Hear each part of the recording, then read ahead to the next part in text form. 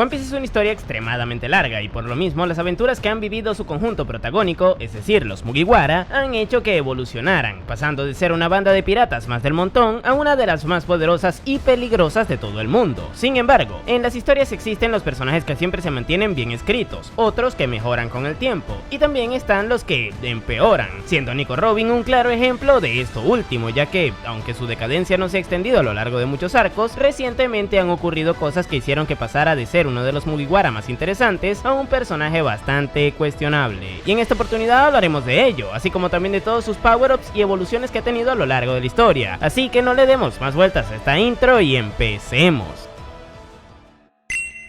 Bien es cierto que la historia de Nico Robin dio inicio con un acontecimiento extremadamente importante para la obra en general. No obstante, como en este video hablaremos de su desarrollo como personaje, les iré comentando todo lo referente a ella en el orden en el que se nos fue revelado. Esto para que sea más palpable la forma en la que fue aumentando y posteriormente disminuyendo su evolución. Pero bueno, empecemos con Whiskey Peak, ya que ahí fue cuando Robin apareció por primera vez. Y de hecho lo hizo con una situación que en retrospectiva es bastante graciosa si tomamos en cuenta el punto más bajo que tendrá el personaje. Podría decirse que Oda hizo un foreshadowing de la caída de Nico Robin con su presentación, pero ya entrando en materia, Robin aparece por primera vez explotando el barco en donde iba Igaram, que para quien no se acuerde es el sirviente de Vivi que le acompañaba mientras estaba metida en los Baroque Works. Ya saben, el tipo que hablaba como si estuviera cantando ópera, pues resulta que en ese momento puntual Oda nos hizo creer que el tipo había estirado la pata con la explosión. No obstante, más adelante nos daríamos cuenta que realmente no ocurrió, el viejo ese jamás había estado tan vivo como luego de que eso sucediera, y la explicación fue una cosa que les explicaré más adelante, pero vamos, podría decirse que esta fue una de las primeras no muertes de la historia. ¡Ja! ¿Quién lo diría, Robin? Al final estuviste involucrada desde el vamos en una de las problemáticas más graves de la narrativa de tu manga. Pero bueno, ahora tocaría preguntarse, ¿qué es lo que motivó a Robin a hacer que el señor Igaram se profesionalizara en el arte más característico del Medio Oriente? Pues que en un principio esta tipa supuestamente era mala, ya que era la segunda al mando de Crocodile en Baroque Works, por lo que al enterarse de que estaban ocurriendo cosas raras entre los integrantes, fue a resolver las problemáticas que se estaban generando. Sin embargo, las verdaderas intenciones de la arqueóloga eran otras, puesto que luego de hacer lo que hizo con el viejo ese, se metió en el Going Merry y le ofreció un Eternal Pause a los Mugiwara que les llevaría directo a una isla muy cercana a Arabasta. A día de hoy no sabemos si Robin quería tenderles una trampa con esto, o si genuinamente les estaba intentando ayudar, pero tomando en cuenta situaciones que veremos más adelante, solo les diré que no saquen sus conclusiones, al menos de momento. Ahora volviendo al Eternal Pause, Luffy lo rechazó porque desconfiaba de ella, ya que literalmente minutos atrás le vio eliminar a un tipo que estaba ayudando a su nueva compañera. Vamos, que parece raro decirlo, pero en ese momento Luffy tuvo bastante sentido común.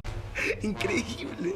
Pero bueno, tras esto, la que en ese entonces era morena en el anime decidió dejarles tranquilos y se fue hacia otro lugar, a pesar de que en un principio fue a intentar capturar o eliminar a Vivi. Pero bueno, algo interesante de su presentación de personaje es que ahí se mostró de forma muy discreta el poder de su fruta del diablo, la cual es la Hana no Mi, y que otorgan habilidades que consisten en hacer florecer partes de su cuerpo en superficies, ya sea de objetos o incluso en los cuerpos de otros seres vivos. Con esto derribó rápidamente a Sanji y a Usopp, mostrándose así bastante superior en ese momento puntual, aunque cabe resaltar, esto también se debía a que todos desconocían que era capaz de hacer eso. Y bueno, ya hablando un poco de su nivel de poder, en ese momento de la historia podría decirse que Robin era un personaje extremadamente fuerte y peligroso, ya que actuaba como asesina y su estrategia para eliminar a sus objetivos era florecer brazos en el cuerpo de sus rivales y neutralizarlos haciéndoles llaves, e incluso en ese momento también tenía la capacidad de partirle la espalda a quien atacara con eso, razón por la cual era sumamente peligrosa y eficiente al aniquilar a quien tuviera enfrente. Difícilmente Zoro y Sanji habrían podido hacer algo contra ella en ese momento de la historia, ya que no tenían la fuerza física y los conocimientos necesarios para poder evitar que les rompiera la espalda, además de que desconocían completamente su estrategia, por lo que podría decirse que en Whiskey Peak Nico Robin estaba fácilmente a un nivel semejante al del trío monstruoso, aunque cabe resaltar, esto solamente porque podía eliminar a sus enemigos de esta forma, ya que si la pelea se extendía, no tenía muchas herramientas para poder mantenerse en combate de forma óptima contra personajes de estos niveles de poder. ¡Cielos, qué macizo! Ahora, si seguimos avanzando, nos tocará irnos hacia Arabasta, lugar en donde Robin nos demostró que efectivamente era bastante poderosa, cuando sin mucho esfuerzo derrotó completamente a Pell, uno de los guardias reales, que encima tenía una fruta Zoan, de las cuales sabemos que les otorgan a sus usuarios un bonus bastante resaltante de fuerza física y resistencia, pero esto Robin se lo pasó por las manos, supongo, ya que rápidamente le suprimió y le dejó completamente fuera de combate. Con esto Oda nos volvió a recordar que el bando de esta tipa, al menos a priori, era el de Baroque Works, y que bien poco le importaba lo que podría ocurrirle al reino de Arabasta. Sin embargo, luego tenemos el caso de que posteriormente ayudó a Luffy tras su primera derrota contra Crocodile. ¿Se acuerdan que el señor del Garfio derrotó al prota clavándoselo y luego lanzándolo a las arenas movedizas? Pues quien evitó que acabara completamente bajo tierra fue Robin, que por alguna razón sentía esa necesidad de entorpecer los planes de su líder, o al menos aparentemente, ya que no capturó a Vivi cuando tuvo la oportunidad, y tampoco dejó que estirara la pata el tipo que intentaba ir en su contra, así como también que en su momento le quiso dejar un Eternal Pose para facilitarle el viaje. Vamos, que Robin hacía cosas muy extrañas. No obstante, si seguimos avanzando luego veremos lo que les comenté acerca de que bien poco le importaba lo que estaba ocurriendo en Arabasta, puesto que en medio del conflicto entre los rebeldes y el bando de la realeza, esta secuestró al rey Cobra y le obligó a llevarla a las catacumbas de la ciudad. No obstante, en medio del recorrido hacia ese lugar se le cruzó Tashigi y un grupo de marines, los cuales intentaron capturarla, pero sin mucho esfuerzo se los papió a todos, demostrando eso que les comenté. Robin era extremadamente peligrosa en ese momento puntual de la historia, ya que quien no conocía su poder sería fácilmente derrotado por ella, a menos que fuera un usuario logia. Pero bueno, tras esto Robin eventualmente llegó a las catacumbas de Arabasta y ahí encontró un poneglyph, que son básicamente unos cubos de piedra indestructibles en los cuales están escritos en un idioma antiguo ciertos datos de acontecimientos que ocurrieron hace más de 800 años. Estos serán importantes para la historia de Robin y bueno, para la historia en general, así que no se olviden de la existencia de estos objetos. Pero bueno, resulta que Robin lo leyó, cosa que Cobra intentaba evitar, y Crocodile, que venía de derrotar nuevamente a Luffy, también llegó al lugar, ya que esa cosa era parte de su objetivo. Resulta que Crocodile quería crear una nación ideal, y para ello estaba buscando a Plutón, la cual era un arma ancestral que fue creada en el mismo periodo de tiempo en el que transcurrió la historia que cuentan los poneglyphs, y que es capaz de destruir reinos enteros con su poder. Es por esta razón que al ver a Robin leer la piedra le exigió que le comentara lo que estaba escrito ahí, pero luego de que el arqueóloga le mintiera diciéndole que no decía nada referente a Plutón, este le traicionó clavándoselo por detrás. Puta, qué rico, ¿eh? Luego de esto Luffy intervino nuevamente y se dio la pelea entre ambos donde el protagonista derrotó al villano, pero debido a que fue envenenado en el proceso su vida corría peligro tras su victoria. Fue en ese momento donde Robin le entregó a Cobra un antídoto que le salvaría, y tras hacerlo decidió súbitamente estirar la pata al quedarse en las catacumbas mientras estas se derrumbaban, pero no contó con que Luffy le sacaría del lugar, y al sobrevivir desapareció momentáneamente. Y ahora toca explicar un par de situaciones. La primera es la del poneglyph. Resulta que en la piedra sí que hablaban acerca de Plutón, más específicamente de su ubicación. Esto lo sabía Cobra, y precisamente por ello no quería que nadie lo leyera. De la misma manera, Robin, al enterarse de dónde se ubicaba el arma ancestral, decidió no decírselo a Crocodile. Aunque bueno, decir que lo decidió en ese momento no es tan acertado, ya que desde antes Robin había dado por sentado que no quería que Crocodile obtuviera ese poder. Esto es lo que explica que en varias oportunidades actuara a favor de quienes le intentaban derrotar. ¿Y la razón? Pues porque Robin sabía que Crocodile no iba a usar ese poder para el bien. Entre esto y el hecho de que no había eliminado a Igaram, Oda nos hizo entender que la tipa realmente nunca fue mala. Aunque bueno, esto último fue bastante innecesario, ya que no dejaba de ser una no muerte. Pero bueno, la otra cosa que hay que explicar es por qué ella decidió rendirse en las catacumbas y entregarse a su destino, porque ya estaba cansada de tener que traicionar constantemente a las personas a las que se aliaba. Esto porque lo había hecho durante toda su vida debido a su trasfondo, pero eso tiene una explicación y hablaremos de ello más adelante. Bueno, volvemos. Dale. Ahora, si seguimos avanzando en la historia, nos tocaría hablar del arco de Haya, momento en el que se nos revela que Robin se montó en el Going Merry antes de que los Mugiwara salieran de Arabasta, por lo que digamos que sería un miembro más de la tripulación. Aunque bueno, si vieron el anime, esta vaina literalmente la spoilearon antes de que acabara el arco de Arabasta en un opening, pero bueno, cosas de Toei. Pero volviendo al punto, tras haber sido salvada por Luffy y no tener ningún sitio al cual ir, decidió hacer responsable al sombrero de paja de toda esa situación e irse en su barco, quizás no como tripulante, pero sí como pasajera hasta establecer su nuevo rumbo. Claro, en un principio por obvias razones nadie que no fuera Sanji quería confiar en ella, pero como le salvó la vida a Luffy y le entregó un montón de joyas que tenía Crocodile, les acabó convenciendo a casi todos, menos a a Zoro.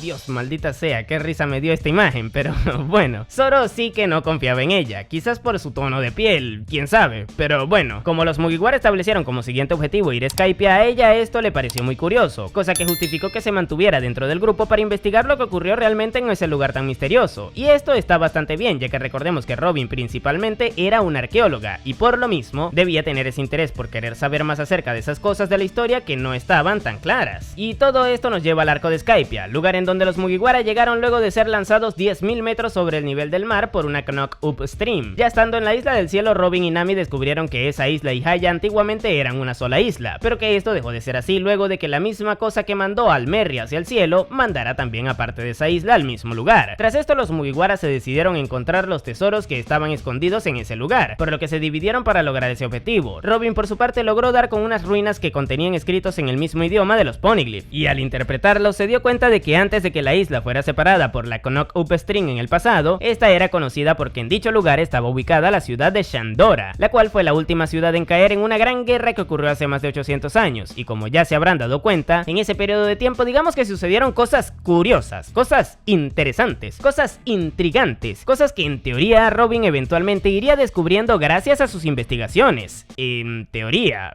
Bueno, su lectura de las ruinas fue interrumpida por un sacerdote de Enel, vamos, básicamente un miembro del conjunto antagónico, el cual destruyó parte de ese lugar, y esto hizo que la mujer se enfureciera y se lo acabara termopapeando con su habilidad para luego lanzarlo por un acantilado. Supongo que no es buena idea hacer enojar a esa señora, la cual alegó que hay que respetar la historia y que las ruinas no deben ser tocadas ni por el pétalo de una rosa, a menos que lo haga ella, supongo. Tras esto luego se encuentra con la propia ciudad de Shandora, enterándose de un poco más del contexto acerca del lugar gracias a sus deducciones y a las acotaciones que le hizo el propio Enel, ya que este también se encontraba en el lugar. En ese momento no se mostró agresivo con ella, sin embargo más adelante, cuando el conflicto llegó a su clímax, sí que pelearon, o bueno, digamos que entre Zoro, Robin, Viper y Gunfall intentaron luchar contra Enel, pero este se los acabó pijiando a todos, menos a Viper, que ese casi sí que se lo papea con un dial que le detuvo el corazón. Pero bueno, en ese momento Robin recibió un rayo directo de Enel, el cual no le acabó eliminando, demostrándonos así que Robin, más allá de ser una asesina bastante peligrosa, también tenía cierta resistencia resaltante, aunque esto es relativo, ya que Enel con sus rayos no llegó a liquidar a nadie relevante. Pero bueno, convengamos en que esta es una demostración clara de resistencia por parte de la arqueóloga. Dicho esto, más adelante Enel sería derrotado por Luffy y Robin llegaría al lugar en donde se encontraba la mítica campana dorada. Ahí encontró otro Poneglyph, el cual contenía información de otra de las armas ancestrales, siendo esta el caso de Poseidón, y esto sería interesante en el arco de la isla Gyojin. Pero de momento quedémonos con que Robin no estaba muy contenta de encontrar esa información, ya que no quería saber nada acerca de esas dichosas armas ancestrales. Pero justo antes de que se fuera, los lugareños le indicaron que habían más escritos, y es que en uno de los pilares que sujetaba la campana parece que un tal Goldie Roger había escrito, o mejor dicho, cierto samurái escribió que Roger estuvo ahí, así como también que el final de todo ese gran acertijo de misterios escritos en esas piedras se encontraba en la última isla de la Grand Line. Y por alguna razón, al leer todo esto, Robin dedujo que Luffy era sumamente importante. Y bueno, la verdad es que en este arco Robin sí que tuvo mucha participación como arqueóloga, y se nos mostró lo importante que sería para descubrir ese gran secreto que existe en su mundo. Por otro lado, también quedó en evidencia que al menos en cuanto a combate respecta, esta tipa había aumentado sus capacidades, ya que ahora se mostraba más resistente que antes y seguía siendo igual de letal, por lo que podría decirse que aquí se posicionó como el cuarto miembro más poderoso de la banda, solo por detrás del trío monstruoso, y que era tan fuerte como los altos cargos de los conjuntos antagónicos de aquel entonces.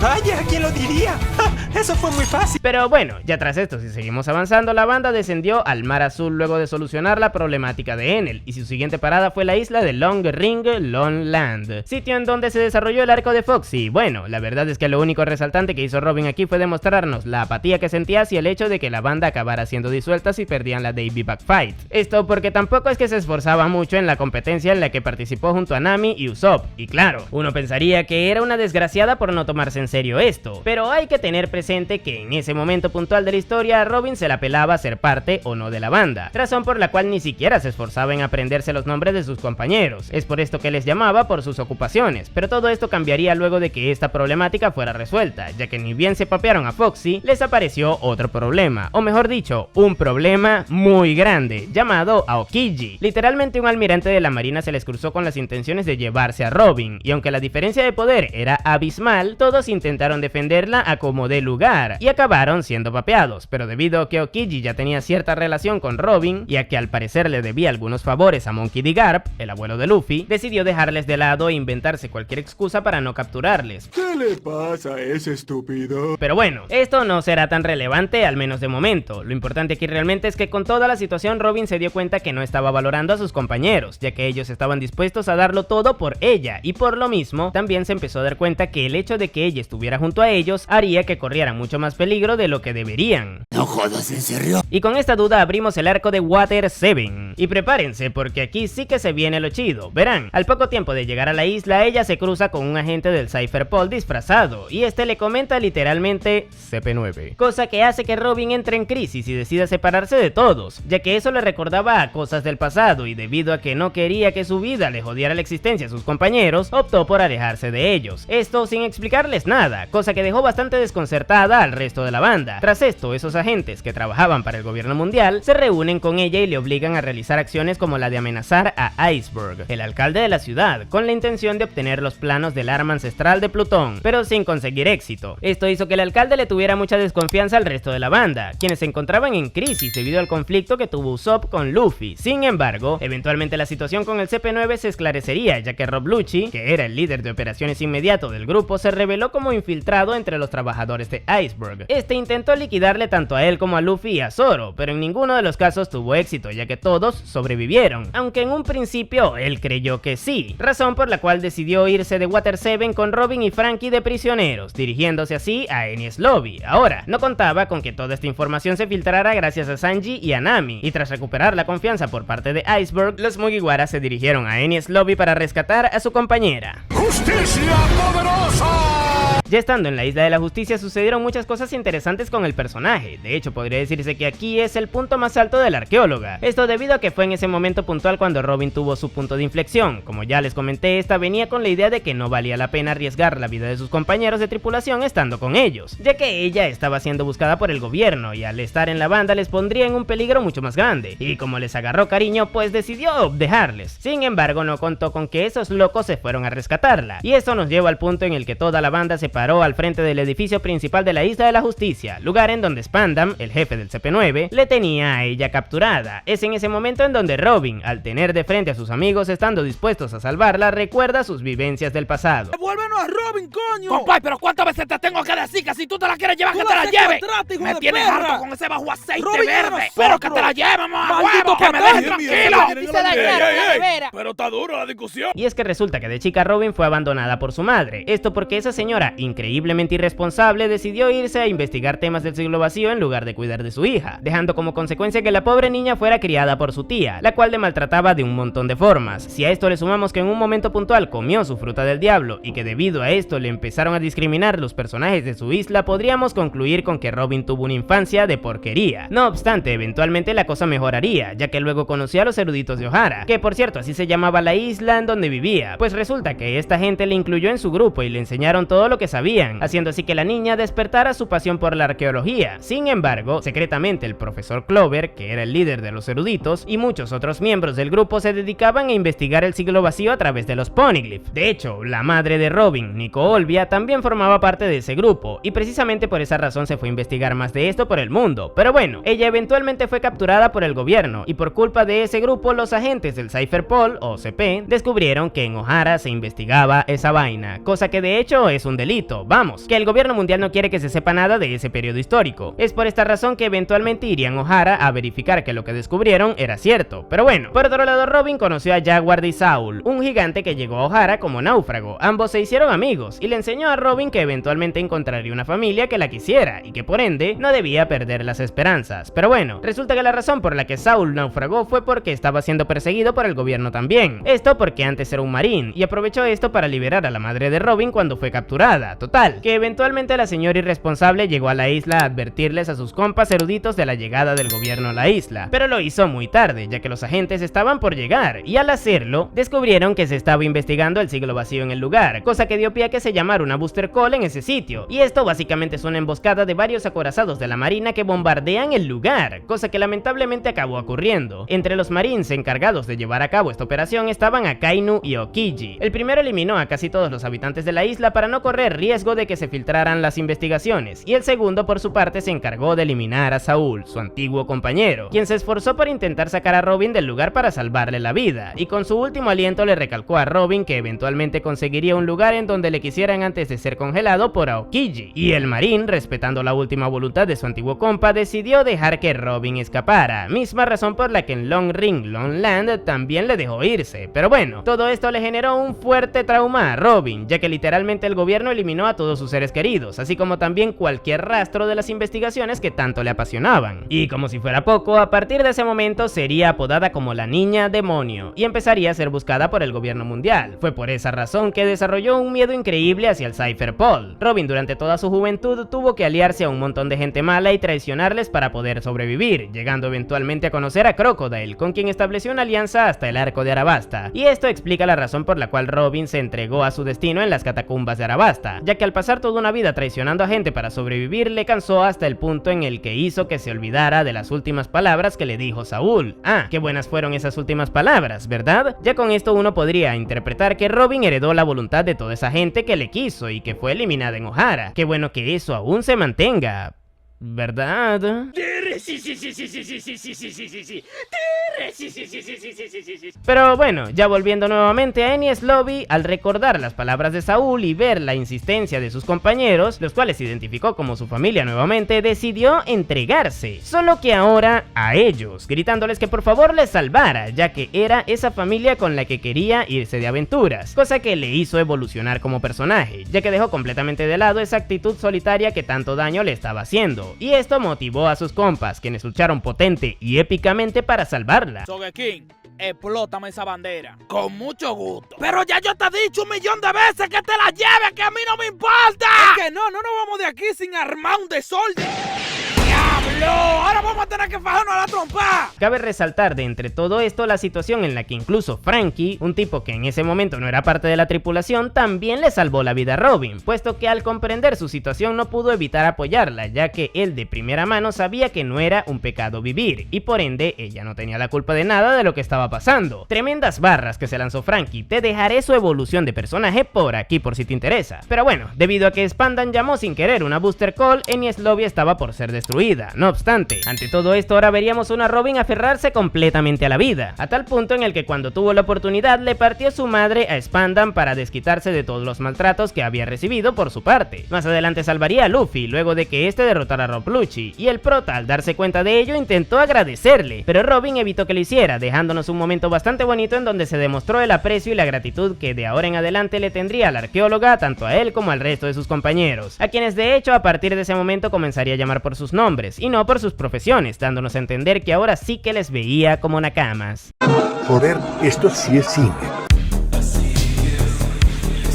Pero bueno, ya tras esto nos tocaría regresar a Water 7. Ahí el grupo esperó a que Frankie les construyera un nuevo barco, y durante ese periodo de tiempo Luffy se reencontró con su abuelo Monkey D. Garp. En ese momento Robin explicó quién era el padre de Luffy, es decir, Monkey D. Dragon, el líder del ejército revolucionario, personaje considerado por el gobierno mundial como el criminal más peligroso de todos, y esta será una función bastante interesante que cumplirá Robin de ahora en adelante, la de darnos contexto de ciertas situaciones o personajes relevantes del lore de One Piece. Pero bueno, antes de dejar Water 7 tuvo un reencuentro con Aokiji, quien le preguntó si había encontrado esa familia de la que le habló Saúl, y al confirmarlo decidió dejarla tranquila, no sin antes decirle que la voluntad de Ohara seguía viva, cosa que podría interpretarse como que Ohara no había muerto del todo, ya que su voluntad seguía viva a través de Robin. Suena algo hermoso, ¿verdad? Esperemos que esto se mantenga hasta ahora, ¿verdad?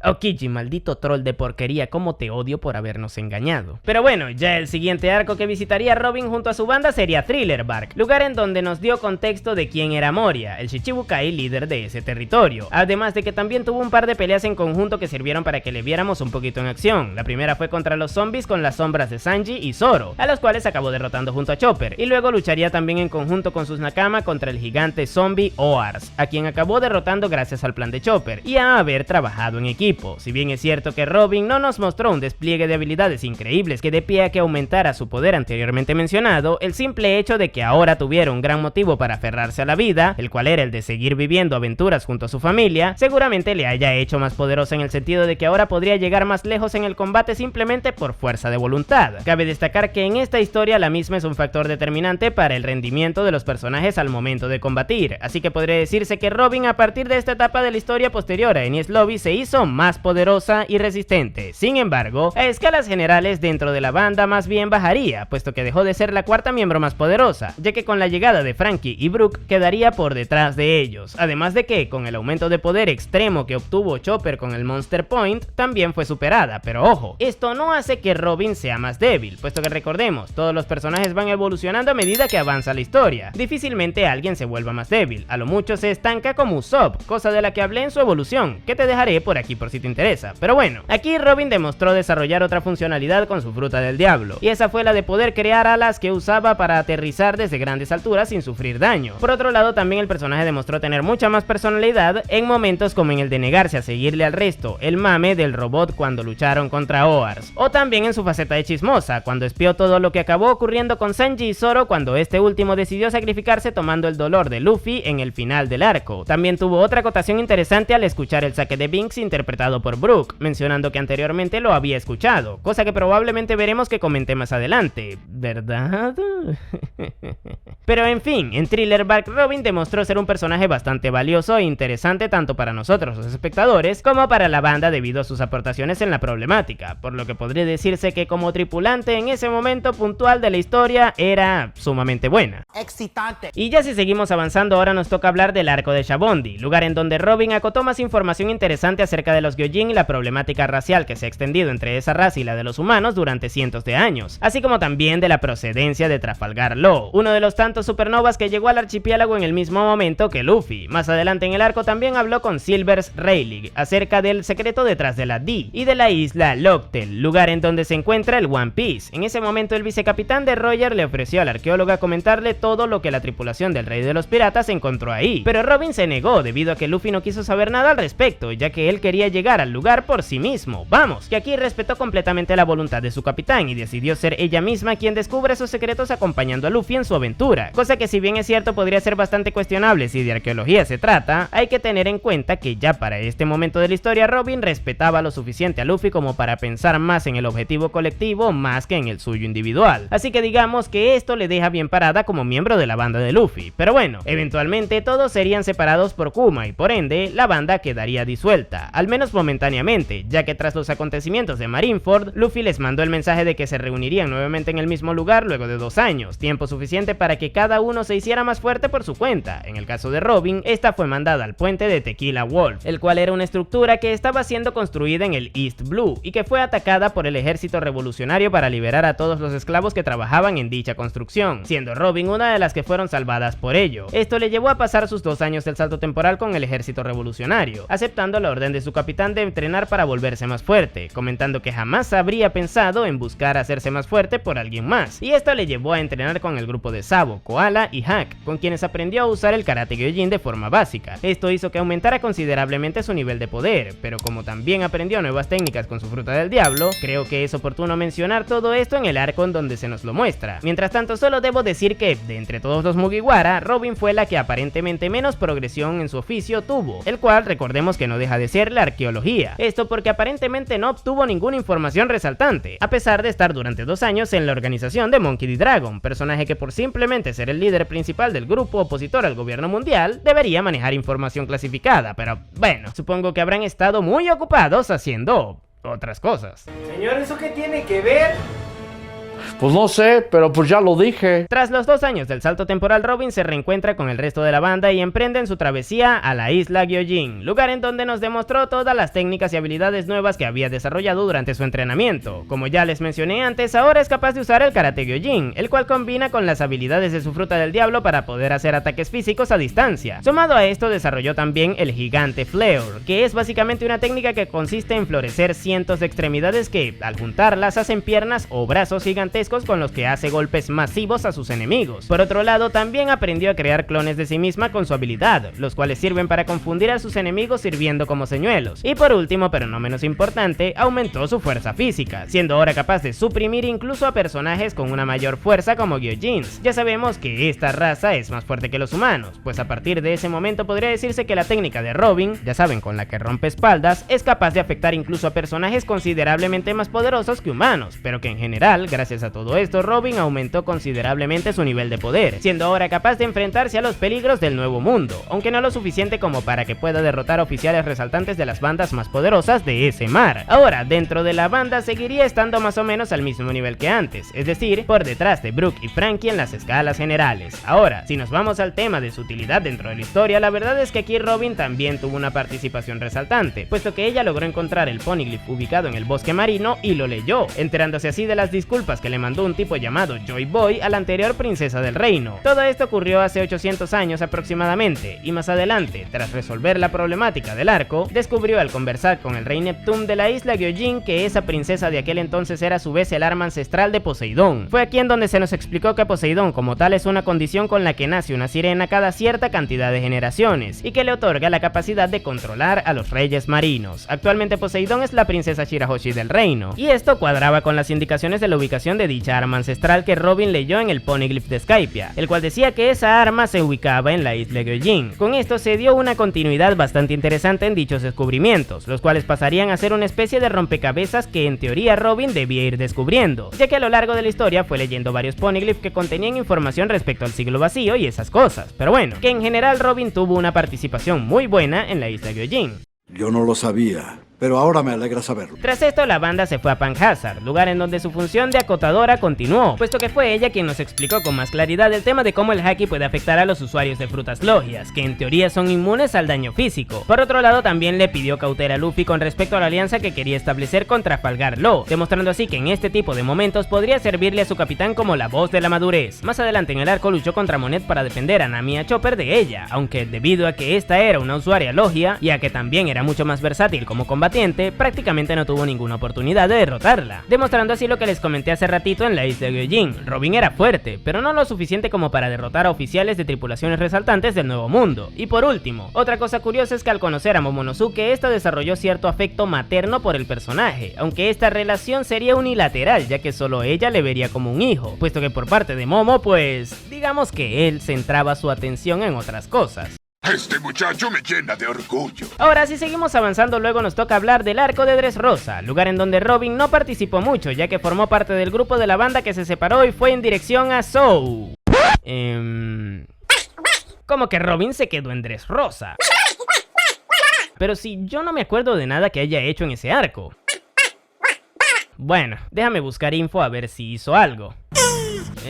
Bueno, la verdad es que sí, Robin estuvo en Dressrosa, pero en dicho arco la verdad es que no hizo muchas cosas relevantes, aunque debo comentar que junto a Usopp se infiltraron en el sistema de producción de Smiles que Doflamingo tenía escondido. Ahí fue convertida en juguete y Usopp le acabó salvando, que por cierto, en la evolución del narizón le tiré un palo por haberla dejado vendida, pero la verdad es que en ese momento en el que la dejó no la recordaba, así que no se merecía esa crítica. Dicho esto, Robin tampoco es que hiciera mucho luego de ello, ya que estuvo presente usando su fruta para ayudar a la resolución del conflicto, pero tampoco es que haya luchado contra alguien relevante, y tampoco es que hubo ningún poneglyph que leer, así que podría decirse que pasó sin pena ni gloria por Dressrosa, algo que está más mal que bien, puesto que Oda tomó la decisión de separar a los Mugiwara a partir de este arco para darle más protagonismo a todos, cosa que no hizo con Robin. Pero bueno, ¿qué podría salir mal? A fin de cuentas venía de tener bastante participación en todos los arcos pasados. Muy pronto viene el fin de la cosa. Y bueno, tras resolver el conflicto en Dressrosa, los Mugiwara fueron a Zou, lugar en donde se reunieron con el grupo que se separó. Ahí descubrieron lo que le ocurrió a Sanji, y establecieron la gran alianza pirata Ming Ninja Samurai, la cual tenía como objetivo derrotar a Kaido. En este arco, Robin se enteró de la existencia de los Road Poneglyphs, que son 4 poneglyphs rojos que marcan las coordenadas de Locktel, y leyó uno de ellos que estaba guardado en Zou. Otra cosa interesante es que los duques, al enterarse de su función dentro de la banda, le advirtieron que estaría en peligro, ya que era muy peligrosa para el gobierno y valiosa para otras tripulaciones, pero ella alegó que no tenía miedo, ya que confiaba en que su familia le protegería, cosa que reafirma la evolución que tuvo tras Enies Lobby. Tras esto, los Mugiwara vuelven a separarse. El grupo de Luffy fue en búsqueda de Sanji, cosa que logró, y alcanzaron a obtener 3 copias de poneglyph que guardaba Big Mom en su territorio, siendo uno de ellos otro rojo. Todo esto gracias a Brook, que desfiló completamente desnudo por ese arco, y de hecho hablé más a profundidad de él en su evolución, la cual te dejaré por aquí por si te interesa. Pero bueno, el otro grupo, es decir, el de Robin, se fue a Wano, esto esto con la intención de ir planificando toda la lucha que tendría contra Kaido. Eventualmente ambos grupos se reunieron y empezaron a actuar para lograr sacar del poder a Kaido y a Orochi, que era el Shogun de Wano. Robin específicamente cumplió la función de espía actuando de geisha en el castillo del Shogun, y ahí logró obtener información valiosísima del itinerario que tendría Orochi en el día del Festival del Fuego, que era de hecho el mismo día en el que la alianza de Luffy planeaba atacar la base de Kaido, así que digamos que aportó bastante en esta etapa del arco. Luego se entera de que en el castillo de Orochi también se escondía un Poneglyph gris, por lo que dedujo que el Road Poneglyph de Kaido lo tendría escondido en su base, pero bueno, justo antes de atacar al Yonkou, esta habló con Trafalgar Law. Ahí el Supernova le comentó que también llevaba una D en su nombre, y le preguntó si no sabía nada acerca de los secretos que esconde esa letra, pero Robin en ese punto de la historia no sabía nada al respecto. Y ya con esto nos queda hablar del asalto a Onigashima. Ahí junto a varios de los Mugiwara humillaron a Big Mom, demostrando específicamente que ella trabajaba bastante bien junto a Jinbe, que era el nuevo tripulante de la banda, del cual también hice una evolución que te dejaré por aquí por si te interesa. Pero bueno, eventualmente se dio la situación de que Black Maria, una de las oficiales de Kaido, secuestró a Sanji aprovechándose de su debilidad por las mujeres, y le obligó a pedirle a Robin que le ayudara, exponiéndola al peligro. Pero más allá de eso, Robin al escuchar esas palabras viniendo de Sanji se sintió muy feliz, ya que ella comprendía lo difícil que era para él pedirle a una mujer que le protegiera, y eso lo valoró un montón, lo cual le deja muy bien a ella, ya que no le guardó rencor por haberla espiado en el baño termal previamente. No, esto ya es demasiado.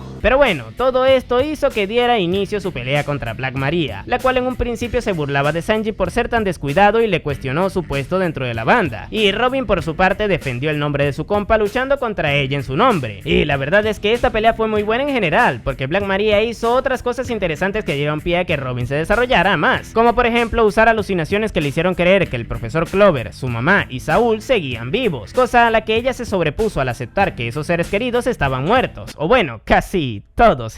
Por otro lado, luego también está el caso de que la araña se proyectaba en Robin al creer que a la arqueóloga solo la querían en su banda por su utilidad, cosa que realmente le ocurría a ella, razón por la cual se esforzaba muchísimo en serle de utilidad a Kaido. Y claro, Robin no cayó en estas provocaciones, puesto que ella tenía bien claro que sus Nakama la querían por ser ella, y no porque fuera una arqueóloga. Y por último también está la situación en la que la oficial le puso contra las cuerdas atacándola físicamente, cosa a la que Robin se sobrepuso aplicando la estrategia y el karate gyojin para valerse de su entorno y quitársela de encima, aprovechando ese momento de desconcierto para luego mostrar su nueva técnica, el Demon Fleur, la cual consistía en generar una copia demoníaca de ella gigante con la que producía muchas extremidades que sujetaban a su rival, para posteriormente romper su espalda. Y esta técnica es interesante, ya que Robin con esto nos demuestra que aceptó ser conocida como la niña demonio, ya que sabía que no debía sentir miedo por ser reconocida como tal por el gobierno, puesto que tenía una familia que le respaldaba y le protegía de ellos, por lo que tomó ese nombre con orgullo y lo utilizó para bautizar la que actualmente es su técnica más poderosa. Ahora, hablando del poder de esta, es lo suficientemente masiva como para dejar fuera de combate a cualquier usuario que no sea capaz de regenerar su cuerpo, o que tenga una fuerza física lo suficientemente grande como para evitar ser sometido por esa versión gigantesca de ella, dejando así al arqueólogo en el nivel de oficial de Yonkou, y estando ahora por encima de personajes como Chopper o Brook dentro de la banda, ya que estos últimos no han demostrado su 100%, al menos de momento. Pero bueno, tras su victoria se desmayó y Brook, quien en un principio le apoyó en la batalla, se ocupó de protegerla, y luego de un montón de peleas el asalto a Onigashima acabó en victoria. Tras esto, la Mugiwara se fue a investigar el Poneglyph que encontró Brook en el castillo del Shogun, y esto le llevó a conseguir el Road Poneglyph que estaba escondido en el subterráneo. Ahí descubrió también que había un guano debajo del agua, y que abajo de este se encontraba guardado Plutón, cosa que ya había leído en el Poneglyph de Arabasta, que mencionaba que estaba escondido en el país de los samuráis. Ya con esto, Robin logró obtener 6 Poneglyph, 3 copias que sacaron los Mugiwara de Whole Cake Island y otras 3 copias de los que se encontraron en Wano, es decir, el Road Poneglyph subterráneo, el del castillo del Shogun y otro que encontró Law en Onigashima, teniendo actualmente 3 de los 4 Road Poneglyph en su poder y 4 Poneglyph normales que de momento no sabemos qué decían. Sin embargo, a pesar de que el personaje tuvo la posibilidad de investigar a Plutón, esta decidió no hacerlo, y la explicación puede que se deba al peligro que estas armas suponen para el mundo, aunque también esto concuerda con el poco interés que tiene la personaje hacia las armas ancestrales, cosa que no tiene ningún tipo de sentido a este punto de la historia, ya que para ese momento ya era evidente que las mismas fueron factores determinantes en el siglo vacío, y que por ende son indispensables para comprender qué fue lo que ocurrió en ese entonces, por lo que podría decirse que como arqueóloga Robin cometió un error al no investigar a Plutón en ese momento. Mucha gente justifica esto también con que ella luego le preguntó a Luffy si quería enterarse de ello, y este le dijo que no le importaban, pero esta razón no es válida, ya que el hecho de que a él no le importe no implica que no sean importantes. Además, es trabajo de Robin como arqueóloga investigar y y determinar qué es importante y qué no. No es trabajo de Luffy. Ponele voluntad a la concha de tu madre, ponele voluntad.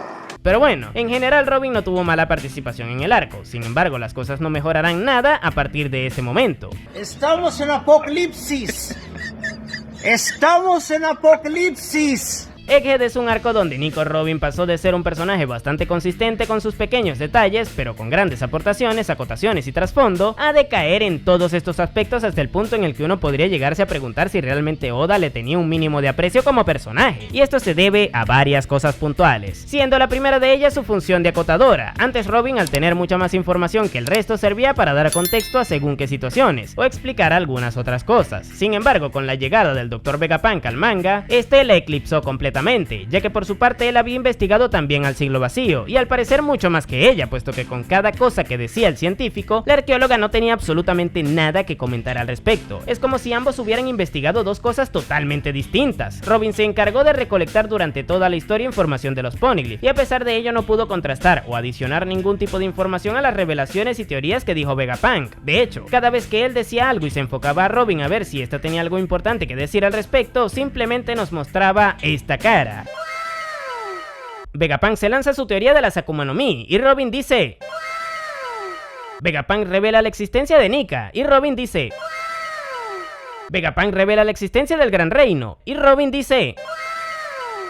Vamos, ¿qué tal parece que estuvieron investigando dos siglos vacíos totalmente distintos? Pero es que no conforme con esto, luego tenemos el caso de la cuestión de Saúl y los libros de Ohara. Verán, la gracia de que Robin haya sobrevivido a la tragedia de ese lugar es que fue la única sobreviviente, ya que con esto la voluntad de su gente recaería en sus hombros. Sin embargo, en este arco se nos confirmó que esto realmente nunca fue así, ya que Aokiji nunca mató a Saúl, y por increíble que parezca, este logró salir con vida de Ohara, y encima, también luego fue capaz de recuperar todos los libros de la biblioteca de Ohara, a pesar de que estos cayeron en un lago en medio de un bombardeo. Vamos, son libros de Kairoseki al parecer. Y con esto Robin dejó de ser la única esperanza que antes era, ya que ahora se divide ese puesto con Saúl, quien de hecho al no estar muerto también hace que ella no haya quedado nunca completamente sola en el mundo, puesto que siempre se mantuvo con vida y eventualmente se reencontraría con él, haciendo así que todo este proceso de evolución que tuvo, en donde asimiló que estaba muerto y que decidió seguir sus mal llamadas últimas palabras que le dijo, se vieran ensuciadas por este hecho, ya que aunque Robin no hubiera evolucionado, igual obtendría esa recompensa de tener una familia que la quisiera, y no porque los Mugiwara estuvieran con ella, sino porque Saúl nunca murió y eventualmente se reencontrarían. Pero bueno, gracias a esto el pasado de Robin pierde muchísimo valor emocional, ya que en retrospectiva lo único trágico que ocurrió fue que mataran a los eruditos y que se quedara temporalmente sola. Pero eso de quedarse absolutamente sola y que fuera la única esperanza de que el mundo se enterara de las investigaciones que realizaron, eso lamentablemente quedó en el pasado, haciendo así que Robin sea aún menos especial en su mundo. Pero bueno, no todo fue malo para Robin en este arco, ya que durante la problemática de la desaparición de Vegapunk, en teoría ella descubrió dónde le tenían capturado, y posteriormente debemos asumir que luchó para liberarlo. Y digo debemos asumir porque convenientemente Oda omitió esta parte de la historia en donde Robin tendría más protagonismo con un salto temporal de un día, y tras hacerlo a esta la veríamos recuperándose de las heridas de ese enfrentamiento. No sé si es que Oda de repente empezó a odiar a Robin o qué, pero bueno, tras la invasión del Gorosei a Egghead, Nami, haciendo de vicecapitana, le ordenó a su grupo que protegieran a Robin de los ataques de Saturn. ¡Qué grande Nami! Pero bueno, de momento no ha tenido ninguna otra participación en el arco. Actualmente Vegapunk está revelando cosas del siglo vacío, por lo que seguramente Robin las complementará cuando salgan de la problemática de la isla, aunque es posible que solo se limite a decir...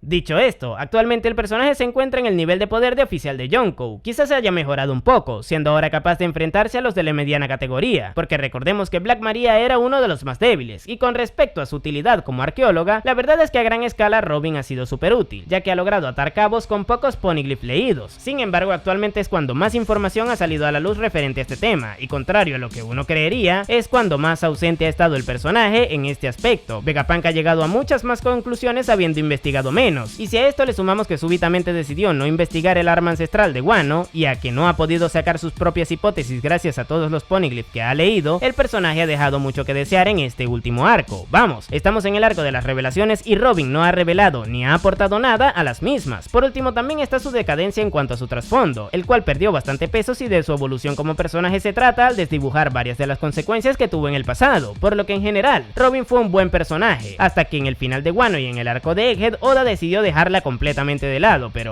¿tú qué opinas al respecto? Déjamelo en la caja de comentarios. Yo por mi parte te dejaré por aquí más de mi contenido, y sin nada más que decir, tú puedes llamarme Napo y nos vemos en el siguiente video.